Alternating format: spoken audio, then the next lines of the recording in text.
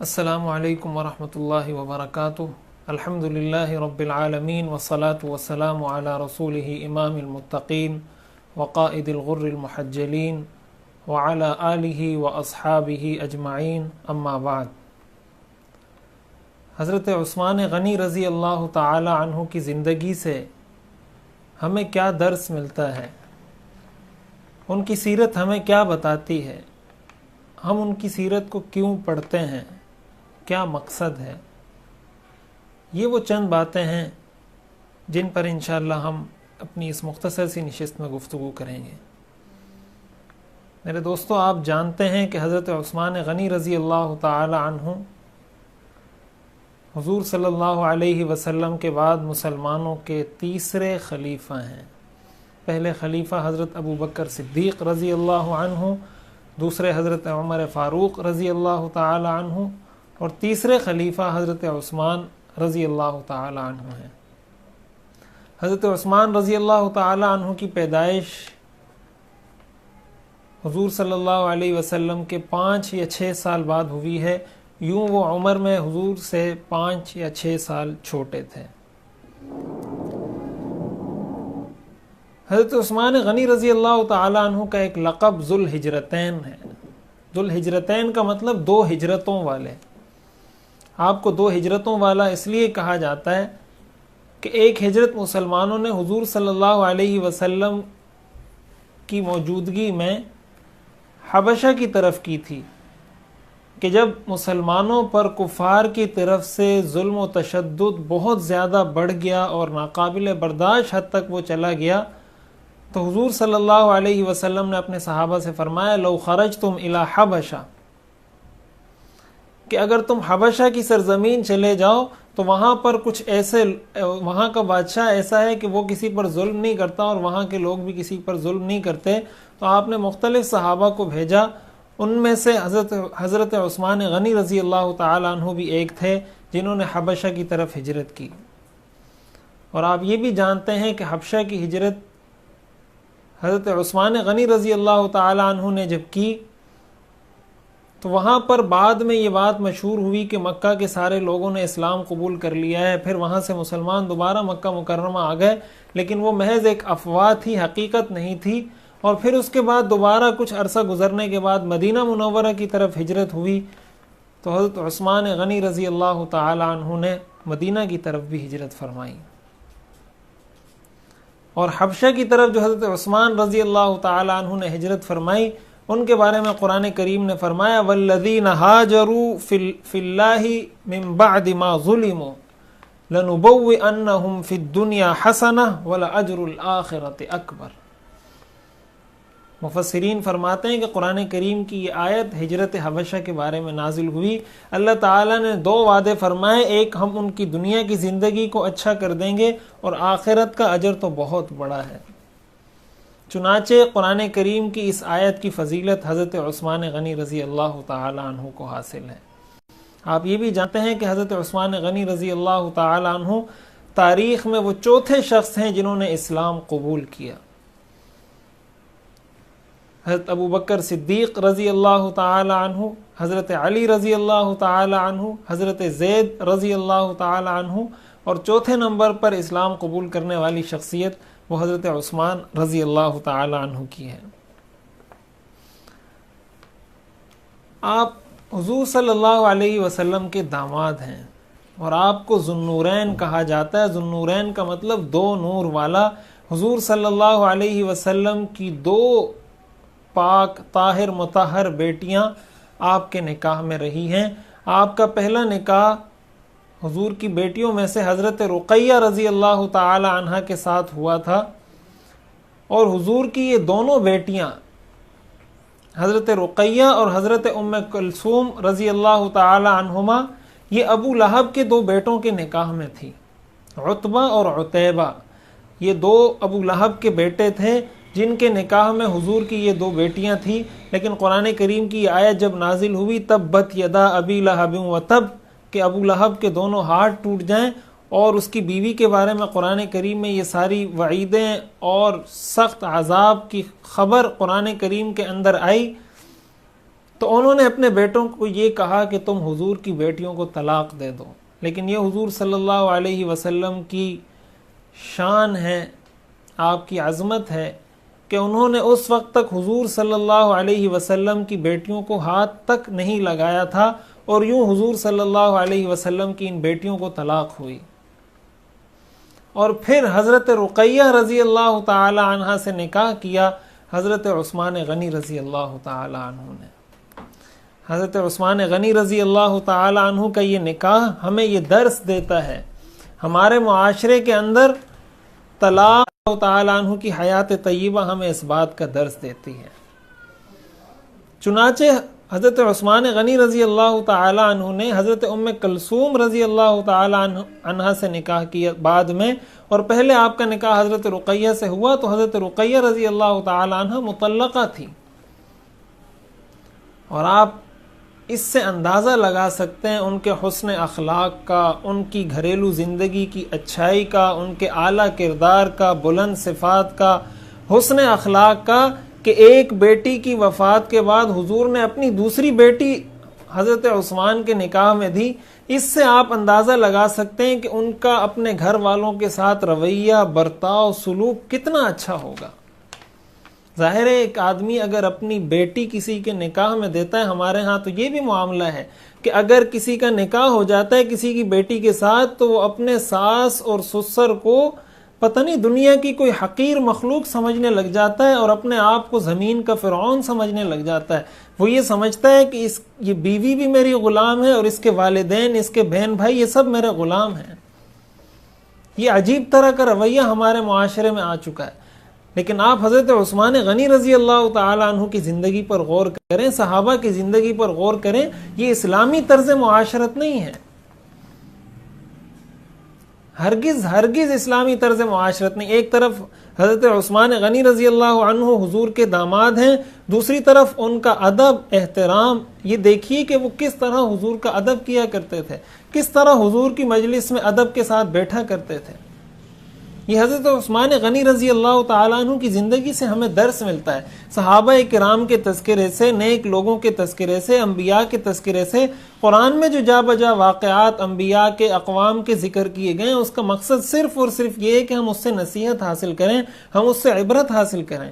ہم بھی جب حضرت عثمان غنی رضی اللہ تعالیٰ عنہ کی سیرت کا تذکرہ کرتے ہیں تو یہ محض ایک قصہ، ایک وقت گزاری، ایک تاریخ سنانا نہیں ہونا چاہیے، بلکہ ہمیں یہ دیکھنا چاہیے کہ ہم ان باتوں میں سے کتنی باتوں پر اپنی زندگی میں عمل کرتے ہیں. حضرت عثمان غنی رضی اللہ تعالی عنہ پہلے وہ شخص ہیں جنہوں نے اپنے گھر والوں کے ساتھ ہجرت کی ہے حبشہ کی طرف.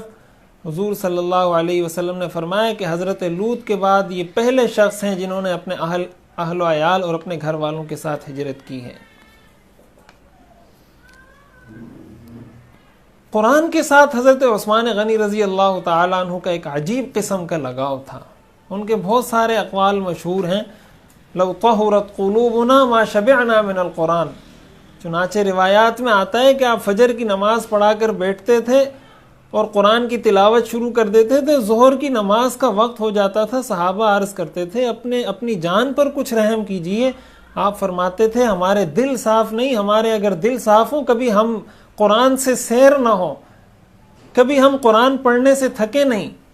آج آپ دیکھیں نا، آپ جب موبائل استعمال کرتے ہیں، ہم جب موبائل استعمال کرتے ہیں، فیس بک، واٹس ایپ، انٹرنیٹ جب ہم استعمال کرتے ہیں، کرکٹ کا میچ جب آپ دیکھنے کے لیے بیٹھتے ہیں تو نہیں تھکتے ہم لوگ. کیوں ہم نہیں تھکتے؟ اس لیے کہ اس کے ساتھ ہمارا دل لگا ہوا ہے. 3 گھنٹے گزر جائیں، 4 گھنٹے گزر جائیں، 5 گھنٹے گزر جائیں، لیکن قرآن کریم اگر ہم 5 منٹ کے لیے اٹھا لیں تو ہمیں ایسا لگتا ہے کہ جیسے 1 گھنٹہ گزر گیا. اس کی کیا وجہ ہے؟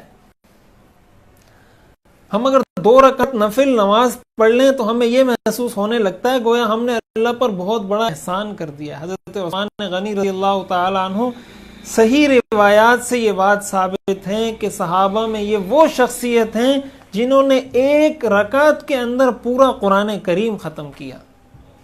عشاء کی نماز پڑھ کے کھڑے ہوئے، اللہ اکبر، الحمدللہ پڑھی اور والناس پر ختم کر دی 1 ہی رکعت کے اندر. تو صحابہ ان کے دیگر ساتھی ان کو کہا کرتے تھے کہ آپ اتنی زیادہ قرآن کی تلاوت نہ کیا کریں، تو وہ جواب میں فرمایا کرتے تھے انی لاکرہ ان یأتی علی یوم لا انظر فیہ الی عہد اللہ تعالی، کہ مجھے یہ بات پسند نہیں ہے کہ مجھ پر کوئی ایسا دن گزر جائے کہ اس دن میں نے اللہ کے اس عہد نامے کو، اللہ کے اس معاہدہ نامے پر نظر نہ ڈالی ہو۔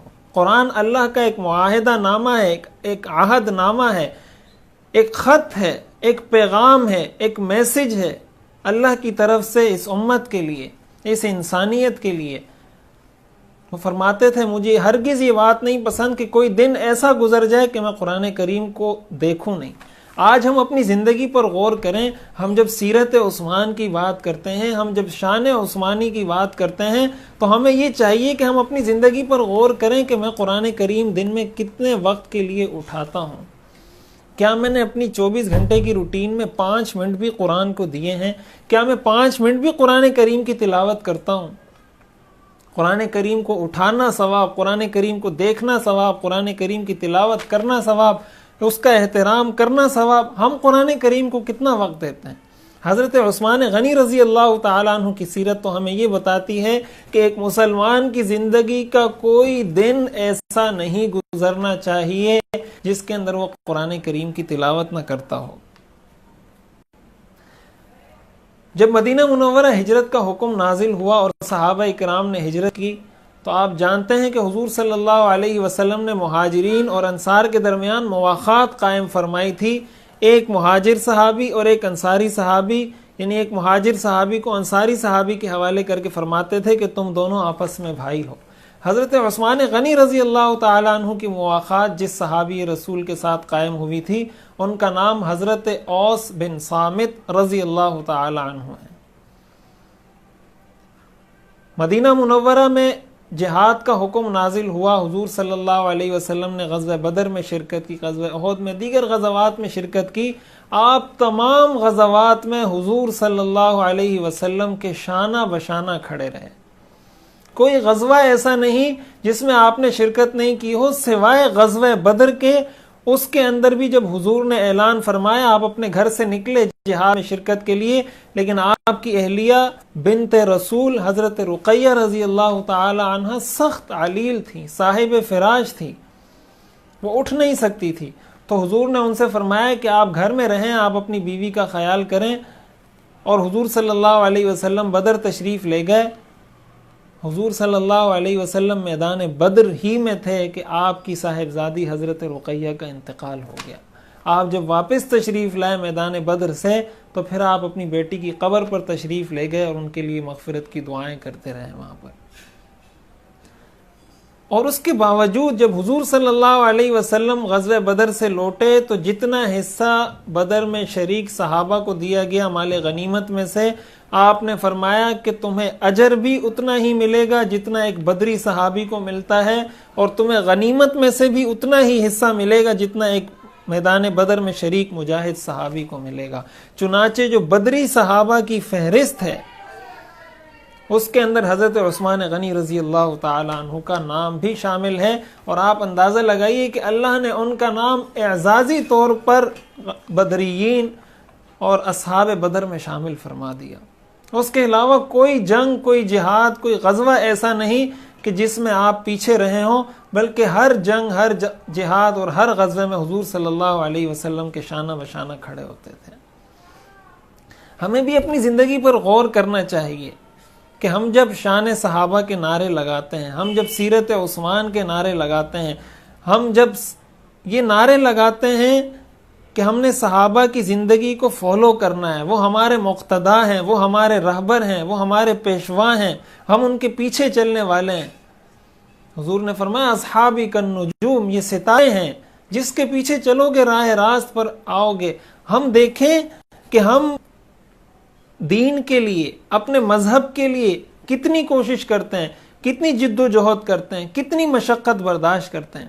کیا ہم اپنے دین کے لیے کچھ تھوڑی سی مشقت بھی برداشت کرتے ہیں؟ اگر کہیں کوئی ایسا معاملہ ہو جائے کہ دین پر عمل کرنے میں ہمیں تھوڑی سی کوئی مشکل پیش آ رہی ہو، کسی کا کوئی تانا سننا پڑ رہا ہو، کوئی معاشرے کے لوگ ہمیں تان و تشنیع کا نشانہ بنا رہے ہوں، گھر والے کہہ رہے ہوں کہ یہ تم کیا کر رہے ہو، تم نے داڑھی رکھ لی، تم تو مولوی بن گئے، تو ہم یہ دیکھیں کہ کیا ہم اس تان و تشنیع کو برداشت کر کے دین پر عمل کرتے ہیں یا نہیں کرتے۔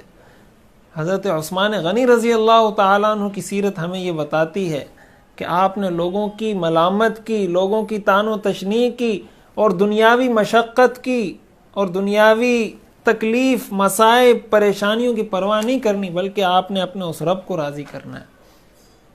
صلح حدیبیہ کے موقع پر جب حضور صلی اللہ علیہ وسلم عمرہ کرنے کے لیے تشریف لے جا رہے تھے اور کفار نے آپ کا راستہ روک لیا، آپ نے حضرت عمر رضی اللہ تعالیٰ عنہ کو فرمایا کہ آپ ذرا جا کر ان سے بات کریں کہ ہم لڑنے کے لیے نہیں آئے، ہم صرف عمرہ کرنا چاہتے ہیں اور عمرہ کر کے ہم یہاں سے واپس چلے جائیں گے۔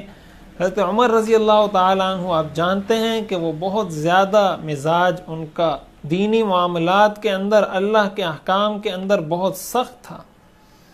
انہوں نے فرمایا یا رسول اللہ، وہ میرے بہت سخت ترین دشمن ہیں، آپ اگر کسی ایسے آدمی کو بھیجیں جس شخصیت کی ان کی نظر میں کچھ زیادہ عزت، زیادہ احترام جس کا وہ کرتے ہوں، میں ایسے شخص کو جانتا ہوں اور وہ حضرت عثمان ہیں، ان کو اگر آپ بھیجیں گے وہ ان کی عزت کریں گے، ان کا احترام کریں گے، ان کا اکرام کریں گے، آپ ان کو بھیجیں۔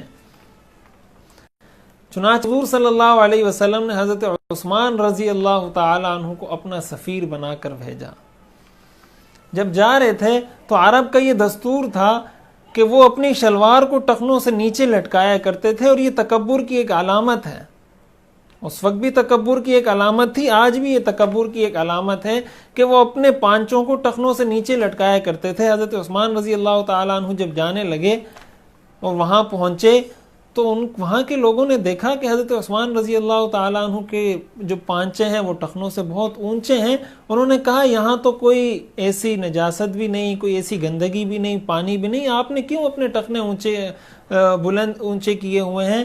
اور آپ جانتے ہیں کہ حضرت عثمان غنی رضی اللہ تعالیٰ عنہ بہت صاحب ثروت، بہت مالدار، بہت غنی آدمی تھے۔ ان کا ایک احترام، ان کا ایک نام، ان کی ایک شخصیت تھی۔ تو حضرت عثمان غنی رضی اللہ تعالیٰ عنہ نے فرمایا هَكَذَا يَفْعَلُ صَاحِبِي، کہ میرے جو رہنما ہیں، میرے جو پیشوا ہیں، میرے جو مقتدا ہیں حضور صلی اللہ علیہ وسلم، میں نے ان کو دیکھا وہ اسی طرح کیا کرتے ہیں۔ اب ان کو اس بات کی کوئی پرواہ نہیں تھی، حالانکہ وہ صلح کے لیے گئے تھے۔ آدمی یہ سوچتا ہے کہ ہو سکتا ہے میں ان کی طرح کی شکل و شباہت اور ان کے جیسا لباس پہن لوں، شاید وہ میری بات زیادہ جلدی سے مان لیں۔ ان کو اس چیز کی بھی پرواہ نہیں تھی، صلح کے سفیر بن کر گئے تھے، لیکن حضور صلی اللہ علیہ وسلم کی کسی ایک سنت کو چھوڑنا گوارا نہیں کیا۔ آج کے نوجوانوں کو، ہمیں، ہمارے مسلمان بھائیوں کو اس پر غور کرنا چاہیے، ان کو سوچنا چاہیے کہ کیا ہم دین پر عمل کرنے میں جب ہمیں تھوڑی سی مشکل پیش آتی ہے معاشرے کے اندر تو ہم معاشرے کی طرف جھک جاتے ہیں یا اسلام پر عمل کرتے ہیں۔ اسی کے ساتھ ساتھ آپ کی ایک خصوصیت یہ بھی ہے، آپ جب صلح حدیبیہ کے موقع پر آپ گئے تو یہ بات مشہور ہوئی کہ ان کو شہید کر دیا گیا، تو حضور صلی اللہ علیہ وسلم نے صحابہ سے موت پر بیعت لی۔ آپ نے فرمایا میرے ہاتھ پر بیعت کرو کہ اس وقت تک ہم میدان چھوڑ کر نہیں جائیں گے جب تک یا ہم حضرت عثمان کے خون کا بدلہ نہ لے لیں یا ہم یہاں پر مار نہ دیے جائیں، اس وقت تک ہم میدان چھوڑ کر نہیں جائیں گے۔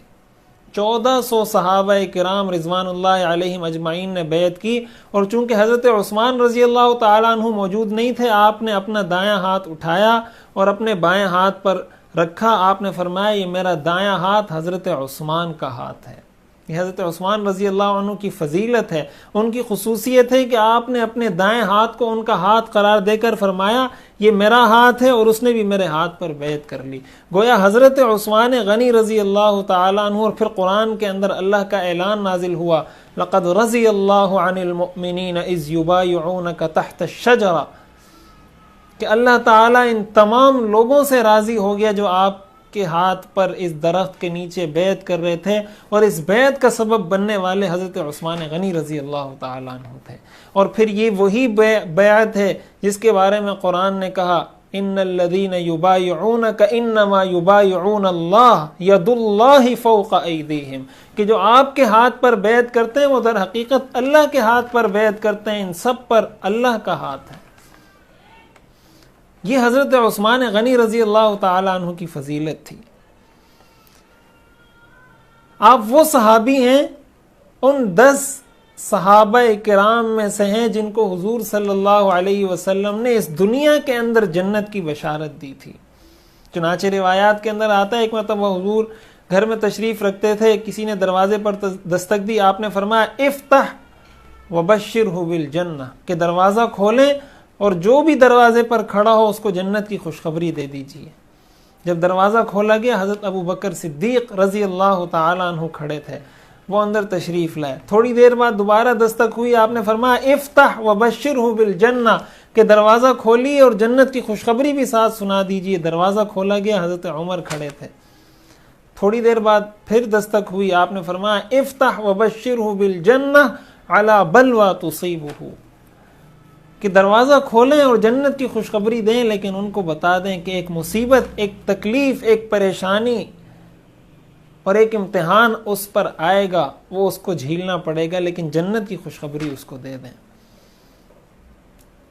آپ غزوہ احد پر ایک مرتبہ چڑھے تو غزوہ احد ہلنے لگا خوشی سے۔ غزوہ احد کے بارے میں آپ نے فرمایا احد جبل یحبنا نحبہ، یہ ایسا پہاڑ ہے جو ہم سے محبت کرتا ہے، ہم اس سے محبت کرتے ہیں۔ وہ ہلنے لگا تو آپ نے اس کو فرمایا، اور بعض روایات میں آتا ہے کہ آپ نے اس پر اپنا قدم مبارک مار کر فرمایا کہ رک جا، کہ تیرے اوپر ایک نبی، ایک صدیق اور 2 شہید کھڑے ہیں۔ آپ کے ساتھ حضرت ابو بکر صدیق رضی اللہ تعالی عنہ، حضرت عمر فاروق اور حضرت عثمان غنی رضی اللہ تعالی عنہ ساتھ تھے۔ تو روایات میں آتا ہے کہ وہ پہاڑ کی حرکت ختم ہو گئی اور وہ سکون سے ہو گیا۔ ایک عجیب واقعہ حضرت عثمان غنی رضی اللہ تعالی عنہ کی زندگی کا وہ غزوہ تبوک کا واقعہ ہے۔ غزوہ تبوک کے بارے میں آپ جانتے ہیں کہ وہ ایک ایسی جنگ کے لیے مسلمان جا رہے تھے۔ پہلی بات تو یہ ہے کہ موسم انتہائی گرمی کا تھا، انتہائی گرم موسم، فصلوں کے پکنے کا وقت۔ آپ جانتے ہیں کہ عرب کے اندر کھجور کی کاشت کی کھجور پر ہی ان کا سارا دار و مدار ہے، ان کی ساری معاشی سرگرمیاں، ان کا سارا کاروبار، ان سارے سال کا خرچہ، کھانے کی چیز وہ یہی کھجور ہوا کرتی تھی۔ اور یہ کھجوروں کے پکنے کا ٹائم، اور حضور نے حکم دے دیا کہ سب مسلمان جہاد کے لیے نکلیں۔ اور تنگی اتنی تھی، ظاہر ہے سفر دور کا تھا، مال و متاع نہیں تھا۔ آپ نے صحابہ اکرام کو ترغیب دینا شروع کی کہ اپنا مال لے کر آئیں، جہاد کے لیے، اللہ کی رضا کے لیے، اللہ کی راہ میں لڑنے کے لیے اپنا مال لے کر آئیں۔ آپ صحابہ اکرام کو ترغیب دیتے رہے۔ تو بہت سارے صحابہ نے اپنا مال پیش کیا۔ حضرت عثمان غنی رضی اللہ تعالی عنہ کھڑے ہوئے، آپ نے فرمایا میں 100 اونٹ اور اس کا اوپر جو بھی سامان لایا جاتا ہے، اور ایک مسافر کو کھانے پینے کے لیے جن چیزوں کی ضرورت ہوتی ہے، 100 اونٹ اس طرح کے میں اللہ کے راہ میں صدقہ کرتا ہوں۔ آپ صلی اللہ علیہ وسلم مسلسل ترغیب دیتے رہے۔ آپ پھر کھڑے ہوئے، آپ نے کہا میں مزید 100 اونٹ اللہ کی راہ میں صدقہ کرتا ہوں۔ آپ مزید ترغیب دیتے رہے کہ اور ضرورت ہے۔ آپ پھر کھڑے ہوئے، آپ نے فرمایا میں 100 اور اونٹ اللہ کی راہ میں صدقہ کرتا ہوں۔ حضور صلی اللہ علیہ وسلم نے خوشی سے فرط جذبات میں آ کر فرمایا ما ضر عثمان ما عمل بعد ذلك اليوم، کہ عثمان آج کے بعد جو بھی عمل کرے اس کا کوئی عمل اسے نقصان نہیں پہنچا سکتا۔ آپ اندازہ لگائیے کہ 300 اونٹ کی کیا قیمت بنتی ہے۔ ایک اونٹ اگر 50,000 کا بھی ہو، 60,000 کا بھی ہو، اور آپ یہ بھی جانتے ہیں کہ اونٹ عرب کے اندر سب سے قیمتی مال سمجھا جاتا تھا۔ یہ ان کے کھانے کی چیز بھی تھی، ان کی سواری کی چیز بھی تھی، سفر میں بھی ان کے کام آتا تھا۔ بس یہی ان کی ساری آنے جانے، آمد و رفت، کھانے پینے کے لیے ان کے یہی ایک چیز وہاں پائی جاتی تھی۔ اس طرح کے 300 اونٹ انہوں نے اللہ کے راستے میں دے دیے۔ اس سے ہمیں سبق ملتا ہے کہ ہم اللہ کی راہ میں اپنے مال میں سے کتنا خرچ کرتے ہیں۔ اور خرچ کرنے کا حکم صرف یہ نہیں کہ امیر کے لیے ہے غریب کے لیے نہیں، امیر کو بھی ہے غریب کو بھی ہے. امیر کو بھی چاہیے کہ وہ خرچ کرے. بعض لوگ یہ کہتے ہیں کہ آپ علماء کو دیکھیں کہ یہ چندہ مانگتے ہیں دینی کاموں کے لیے، لوگوں کو کہتے ہیں کہ آپ اس کام میں تعاون کریں، اس کام میں تعاون کریں. حضور صلی اللہ علیہ وسلم بھی صحابہ کرام سے اسی طرح عرض کر دیا کرتے تھے. جب کوئی اس طرح کا معاملہ ہوتا تھا آپ فرماتے تھے کہ آپ اس کے لیے چندہ کریں، پیسے لا کر اکٹھے کریں. مسجد نبوی کی توسیع جب ہوئی حضور کے زمانے میں، حضرت عثمان غنی رضی اللہ تعالیٰ عنہ نے 25,000 درہم کے اندر پلاٹ خرید کر حضور کو دیا اور حضور نے اس مسجد کی توسیع کی. تو یہ تو حضور صلی اللہ علیہ وسلم نے کیا. خیر کے سارے کام اسی سے چلتے ہیں. لیکن ہمیں یہ سوچنا چاہیے کہ ہم اللہ کی راہ میں کتنا دیتے ہیں. ایک مالدار کو بھی سوچنا چاہیے اور ایک غریب کو بھی سوچنا چاہیے. آپ اپنے مال کا کتنا فیصد حصہ، اپنی آمدنی کا، اپنی انکم کا کتنا فیصد آپ اللہ کی راہ میں خرچ کرتے ہیں اور کتنی مرتبہ آپ نے اللہ کی راہ میں خرچ کیا ہے. ذرا آپ حضرت عثمان غنی رضی اللہ تعالیٰ عنہ کے اس عمل کو دیکھیے. اور یہ ایک مرتبہ نہیں. جب حضور مدینہ تشریف لائے، بیر روما مشہور کنواں تھا مدینہ منورہ سے کچھ فاصلے پر، اور صحابہ کو وہاں کا پانی راس نہیں آ رہا تھا. یہ ایک ہی میٹھے پانی کا کنواں تھا جہاں ایک ایک ڈول باقاعدہ پیسوں کے ذریعے بیچا جاتا تھا. اور بعض روایات میں آتا ہے کہ وہ ایک یہودی کا تھا، تو وہ ایک ڈول کی کچھ قیمت لیتا تھا اور صحابہ اکرام اس سے پانی خرید کر وہ میٹھا پانی پیا کرتے تھے. حضور صلی اللہ علیہ وسلم نے فرمایا کہ کون اس کنویں کو خریدے گا؟ تو حضرت عثمان غنی رضی اللہ تعالی عنہ وہ شخص تھے جنہوں نے اس کنویں کو 35,000 درہم میں خریدا اور مسلمانوں کے لیے وقف کر دیا. اس سے ہر آدمی، ہر گزرنے والا، ہر مسافر، ہر شخص اس سے پیتا تھا. آپ نے فرمایا یہ اللہ کی رضا کے لیے وقف ہے. ہم ذرا دیکھیں، یعنی آپ حضرت عثمان غنی رضی اللہ تعالیٰ عنہ کی زندگی کے ایک ایک پہلو کو دیکھیں. عبادت کو دیکھیں تو ساری ساری رات آپ تہجد میں گزار دیا کرتے تھے. آپ کی جب شہادت کا واقعہ پیش آیا، آپ کی عمر اس وقت 82-83 سال تھی، اس وقت بھی آپ روزے سے تھے. آپ ان صحابہ میں سے ہیں جن کو صائم الدہر کہا جاتا ہے. ہمیشہ روزہ رکھنے کی جن صحابہ کی عادت تھی، آپ ان صحابہ میں سے تھے. عبادت کا یہ عالم ہے، اللہ کی خوف اور خشیت کا یہ عالم ہے کہ رات کو بھی کھڑے ہوئے ہیں، دن کو بھی روزہ ہے. اور مالی معاملات کو دیکھیں، مال کو دیکھیں، اللہ کی راہ میں خرچ کرنے کا موقع آتا ہے تو کس کثرت کے ساتھ، کس فراوانی کے ساتھ، فراخ دلی کے ساتھ، کشادہ دلی کے ساتھ اللہ کی راہ میں مال خرچ کرتے ہیں. آپ معاشرتی پہلو کو دیکھیں کہ ان کی گھریلو زندگی کیسی تھی. تو گھریلو زندگی کی اچھائی کا، بہتری کا، اعلیٰ پن کا یہ عالم ہے کہ حضور نے اپنی 2 بیٹیاں ان کے نکاح میں دے دیں. ان کے اخلاق کا اندازہ لگائیں تو اخلاق ان کے بے مثال، بے نظیر. ان کا کردار اعلیٰ، بے مثال. ہر چیز کے اندر اللہ نے ان کو کمال عطا فرمایا تھا. ان کی زندگی ہمیں اس بات کا درس دیتی ہے کہ ہم حضرت عثمان غنی رضی اللہ تعالی عنہ کے نام لیوا ہیں. حضور صلی اللہ علیہ وسلم نے فرمایا علیکم بسنتی وسنت الخلفاء الراشدین المہدیین، کہ میری سنت کی اتباع کرنا اور میرے بعد آنے والے خلفاء راشدین کی سنت کی اتباع کرنا. حضرت عثمان غنی رضی اللہ تعالی عنہ خلفاء راشدین میں سے 3 نمبر کے خلیفہ ہیں. ان کی سنت کی اتباع کرنا ہمارے اوپر لازم ہے. حضور نے فرمایا ان کی سنت کی اتباع کرو، ان کی سنت کی پیروی کرو. یہ ساری ان کی سنتیں ہیں، یہ ساری ان کی زندگی ہے، یہ ساری ان کی سیرت ہے. ہم ذرا دیکھیں کہ ہم نے ان کی سنت کی، ان کی سیرت کی کتنی اتباع کی. اور سب سے بڑھ کر کہ آپ اس وقت جب آپ کو شہید کیا گیا، آپ کی مظلومانہ دردناک شہادت کا واقعہ ایسا ہے کہ جب انسان سنتا ہے تو انسان کا دل دہل جاتا ہے کہ آپ اس وقت کی سپر پاور حکومت کے امیر المؤمنین، سربراہ مملکت، صدر، وزیر اعظم تھے، لیکن کسی ایک مسلمان کا خون آپ نے اس مقدس زمین پر گرانا گوارا نہیں کیا. آپ نے اپنی شہادت قبول کر لی، اپنی جان آفرین کے سپرد کر دی، لیکن کسی ایک مسلمان کا خون نہیں بہنے دیا. اور حضور صلی اللہ علیہ وسلم نے ان کو پہلے سے بتا دیا تھا کہ آپ پر ایک مصیبت آئے گی، آپ کو اللہ ایک قمیص پہنائے گا اور منافقین آپ سے اس لباس کو اتارنا چاہیں گے، لیکن تم نے اس لباس کو نہیں اتارنا۔ چنانچہ حضرت عثمان غنی رضی اللہ تعالیٰ عنہ نے یہاں بھی صبر کیا، انہوں نے شہادت کو قبول کر لیا، اپنی جان دینا قبول کر لیا، لیکن حضور کی ایک پیشن گوئی پوری ہونی تھی، اس میں کسی قسم کا کوئی حرف اس پر نہیں آنے دیا۔ ہم دین پر اسی طرح صبر کرتے ہیں؟ کیا ہم جب دین کا کوئی ایسا معاملہ آ جاتا ہے تو کیا ہم دین پر اس طرح صبر کرتے ہیں؟ حضرت عثمان غنی رضی اللہ تعالیٰ عنہ کی زندگی ہمیں ان ساری چیزوں کا درس دیتی ہے۔